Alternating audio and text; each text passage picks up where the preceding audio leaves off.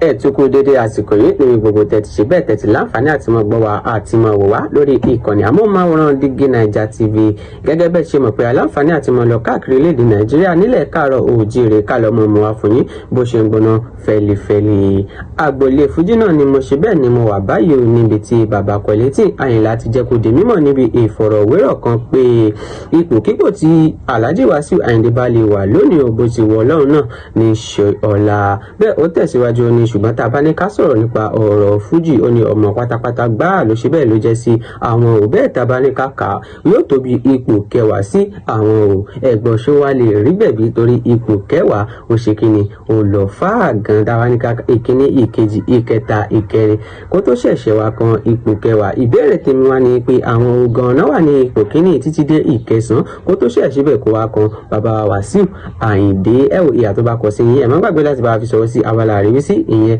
comment section bẹ́ẹ̀ kẹ́ bá mi wá nǹkan fìdílé tàbí kẹ́ fìdílé nǹkan kájọ gbá àlàyé ọ̀rọ̀ náà lẹ́kùnrẹ́rẹ́.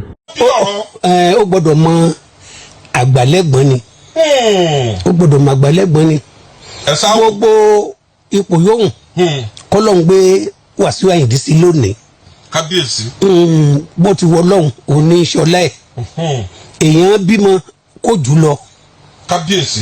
àmọ́ nínú ti olórin dé yìí o ọmọ ló jẹ́ sí mi ọmọ ló jẹ́ sí mi. ìyẹn Saheed àbí. Wasiu Ayinde mo ń gbọ́rọ̀ yín. lẹ́yìn mi o. ọwọ́ lè máa mú pò. ó lè wá kàn. tábà nìkan máa kà á afẹ́ tó ipò kẹwàá. bàbá ipò kẹwàá. ultimate. number 1 Fuji. bàbá. ìdí bàbá lọmọ bá kínní. ìdí bàbá ni o. pé nọ́mbà Alhaji Wasiu Ayinde ó fẹ́ wọ nọ́mbà 10. ó fẹ́ ṣùgbọ́n Ọlọ́run ti gbógo fọ́lẹ̀. Ọlọ́run gbógo fọ́lẹ̀. Allahu Akbar. ẹ gbà Ọlọ́run gbógo fọ́lẹ̀. téèyàn bá ti lówó.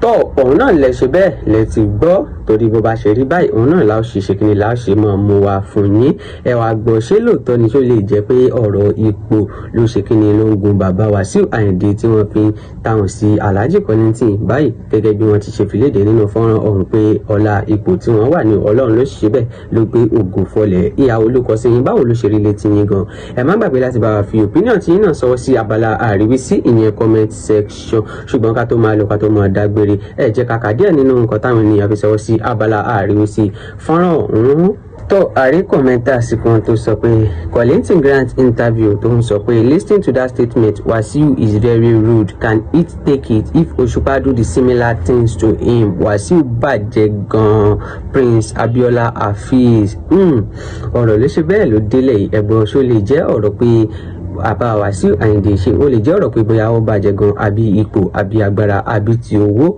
kí wàá ní ẹ̀yin lè bá wa rí sọ sí i tó fi fà á torí ìjà bàbá sí ọmọ ni kí ló wàá lè ṣokùnfà ìdí tí wọ́n ṣe bẹ́ẹ̀ tí wọ́n fi ń tàun síra wọn ni ṣé ti àjùlọ ni àbí ti ipò àbí ti owó torí èmi lérò wípé ó yẹ kán lè fi ti àgbà kan lè fi ṣe kíni kan fi yanjú ọ̀rọ̀ ọ̀hún ṣùgbọ́n láì dènà pẹ̀lú ẹ jẹ́ ká kọ́ntínú ẹ jẹ́ ká wo nǹkan tí ẹlòmíín tún ṣe kíni tó tún fi sọ sí abala àríwísí fọ́nrán ọ̀hún ṣùgbọ́n lórí ilé tí a ti sọ̀kalẹ̀ ìyà tó bá kọ sáyìn náà ẹ bá wa fi sọ sí abala àríwísí.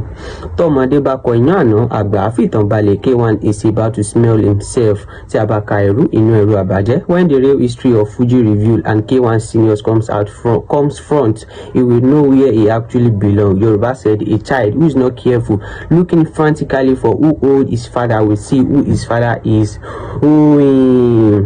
ilé mọ̀ ṣe bẹ́ẹ̀ ó ṣe kíni ó gbẹ̀nù tán ẹ wò ó pàkàṣọ àbíṣe lóòótọ́ ni pé àwọn kan wà ní ipò kíní tí dé ìkẹsàn-án tí wọ́n ṣe bẹ́ẹ̀ tí wọ́n ju bàbá Wasiu lọ nínú ipò fújì yìí tàwa ni àwọn ìtalẹ̀ yín lérò pé wọ́n lè wà ní ipò kíní dé ìkẹsàn-án ìyà tó bá kọ sẹ́yìn náà ẹ bá ṣe kíni kẹ́ ẹ bá fi sọ sí abala rí sí ìyẹn comment section ẹ tún ṣe bẹ́ẹ̀ ká tún já wo òmíràn nínú nǹkan tí wọ́n fi sọ sí abala rí sí fọ́nrán people who listen or attend the more music gathering who tell how classical he is. Truly, Fuji me is not a creator of Fuji, but it is a classic on its own. K1 is the king of Fuji.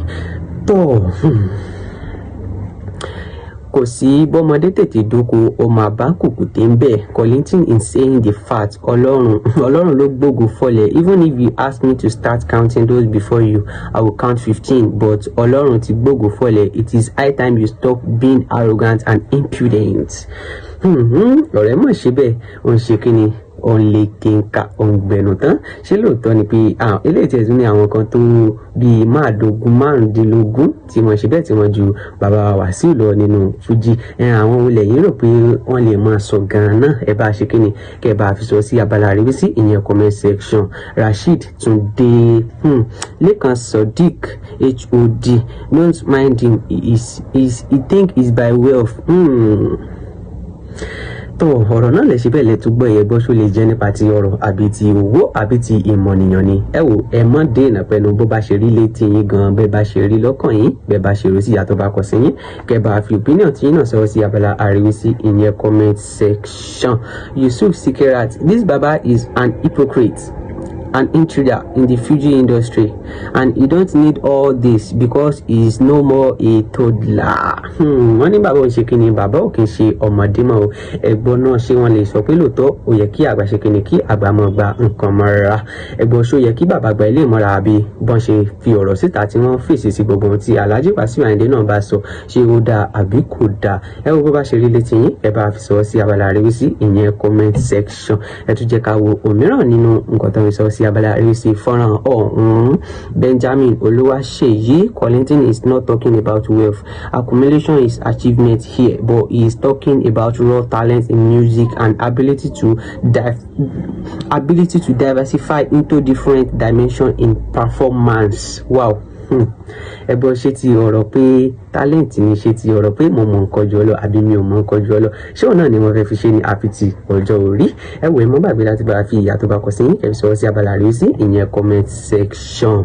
Ayẹni Olúwaṣeun, it is a lie. Alhaji Kollington Ayinla, you are wrong. Why King Wasiu Ayinde has enemy like this? K1 is number 1 in this Fuji music. Ó dà pé àwọn kan ṣe bẹ́ẹ̀ wọ́n bá fi ti age wọn fi tọ́jú orí, bẹ́ẹ̀ wọ́n fi ṣe ti olólùfẹ́ pé I'm your fans, you are my fans. Ó dà pé òun náà ni àwọn kan ṣe bẹ́ẹ̀ ni wọ́n fi ń bá wa ṣe níbi ọ̀rọ̀ ọ̀hún. Ẹ̀wọ̀ ẹ̀ tún jẹ́ ká wo òmíràn. Ó lágbára ọgbẹ́nu tán. So that hierarchy that General Kollington Ayinla stated down pains Wasiu Ayinde Marshal, but Wasiu should remember when he wants to narrate his hierarchy, he put the creator of Fuji to number 12. Finajo ara ẹ kí o tó fijó ọmọ ẹyẹ. Ẹgbọ́n ṣé lóòótọ́ ni pé bàbá Wasiu Ayinde náà ti fi bàbá Kollington sí ipò 12. Ó dà pé do me and do you man no go vex náà ni ọ̀rọ̀ tó ṣe bẹ́ẹ̀ tó wà nílẹ̀ yìí. Ẹ wò ìyàtọ̀ bá kọ sẹ́yìn náà ẹ bá fi sọ sí abala àríwísí ìyẹn comment section. Ọlásùnkànmí Ṣóbọ̀wálé, it is now after the demise of Alhaji Agba that this baba now begin to have a voice, yet he has no wisdom to act like an elder. Ṣíọ̀kẹ̀lẹ̀bẹ̀. Ogbenutan Opakaso Kola Razak, honestly you are very correct. Kollington is saying the truth. For those of us who have been folk Fuji for a long time, we have so many Fuji artists that are ahead of Wasiu. E.g. Iyanfa Shawaba, Agbada Owo, the first artist introduced guitar to Fuji and so many. Yes, Wasiu is richer than all of them, but does not senior all of them. Ó láì pé ẹni tí ṣe bẹ́ẹ̀ ó ti bá ń ṣe kíni, ó ti ń wọnú ọ̀rọ̀ ọ̀hún. Wọ́n ti dárúkọ àwọn méjì nínú àwọn tí wọ́n sọ pé wọ́n ṣíwájú bàbá Wasiu Ayinde níbi Fuji. Hafiz Ogundele, but K1 always refer Baba Kollington as Bami. Please let peace reign in Fuji house. Ẹ ti ti ká ṣe bẹ́ẹ̀ kàkà ọkàn sí ká tó máa lọ torí ká bá ní ká máa wo fọ́nrán ká máa wo èsì ọ̀hún. Ó ṣe bẹ́ẹ̀ ó lè kínka ọgbẹ̀nu tán ó pàkàṣọ. Ogunṣọlá Ahmed, to be sincere, when I check the list of Fuji musicians, Wasiu is number 12. Wow. Eléyìí ṣe bẹ́ẹ̀ ọgbẹ̀nu tán. Ẹ wò láì dènà pẹ̀lú ìyàtọ̀ bá kò sí yín bó bá ṣe rí létí yín gan. Kẹ́ bá fi sọ sí abala àríwísí ìyẹn comment section. Ṣókí báyìí náà ni ọbẹ̀ oge ànímọ́ ẹ̀rí jù báyìí lọ. Ìkànnì DIGINAIJA TV àwa ní tiyín ní tòótọ́ a ó ti máa bá yín pàdé lọ́jọ́ mi nígbà mi lórí ìkànnì kan náà ẹ má gbàgbé láti bá aláìkẹ́ bá ṣe èké fi sọ sáwọn olólùfẹ́ yín jákèjádò Nàìjíríà ẹ ṣé fún wíwò àti gbígbọ́ tí ẹ ń bọ̀ wá àǹdàgbére báyìí fún yín pé ó dàbọ̀.